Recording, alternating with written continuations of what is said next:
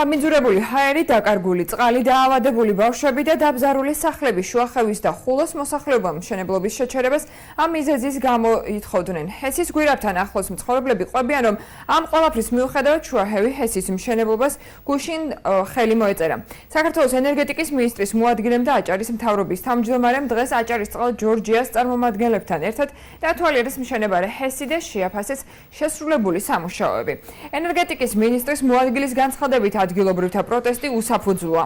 აჭარის მთავრობის თავმჯდომარის განცხადებით მიმდინარეობს ყველა დაზარალებული სოფლის შესწავლა და კომპენსაციის სახით 1,5 მილიონ ლარი აუცილებლად გაიცემა.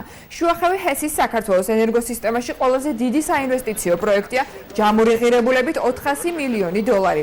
სამშენებლო სამუშაოები 2016 წლის შემოდგომაზე დასრულდება და საქართველოს 187 მეგავატ ჯამურ დადგმულ სიმძლავრეს შემატებს. არაფერი მანეთი აჩავს. რო აკითხავთ მეუბნებიან, ყველაფერი რიგზე იქნება.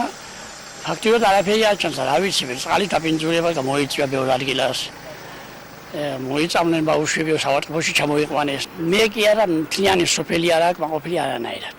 კმაყოფილია რაღაც ერთეულები, რომ ვიღაც დაასაქმე. ჩვენ რა თქმა უნდა ვიქნებით ძალიან სამართლიანები, იმ კუთხით რომ ყველას ვისაც ეკუთვნის და მართლა რეალურად რაიმე ზიანი მიადგება, ან რაიმე დისკომფორტ შეუქმნის ეს მშენებლობა შესაბამის კომპენსაცია მიიღოს, მაგრამ მეორე მხრივ ასე ვიქნებით სამართლიანები და არასდროს არ მოთხოვთ კომპანიას გააკეთოს იმაზე მეტი, რაც მას ევალება. 2014 წლის ქონების გადასახადის სახით 2015 უკვე შემოვიდა ბიუჯეტში 2 მუნიციპალიტეტის ბიუჯეტში დაახლოებით 1,5 მილიონ ლარი.